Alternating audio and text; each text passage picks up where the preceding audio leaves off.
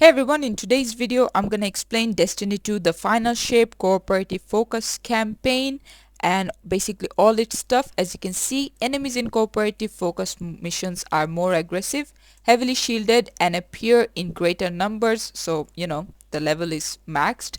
And then you can revive your teammates, but only in like restrictive zones, and it is also very much limited. Like, you need to do it within 90 seconds or they will just reset to the start, which is very annoying. And then fallen berserkers shield darkness splinters, so you need to make sure of this and be aware. One player is always fractured by the witness, and you need to pass the fracture between each member of the fire team. So just make sure you are all prepared and there is good coordination.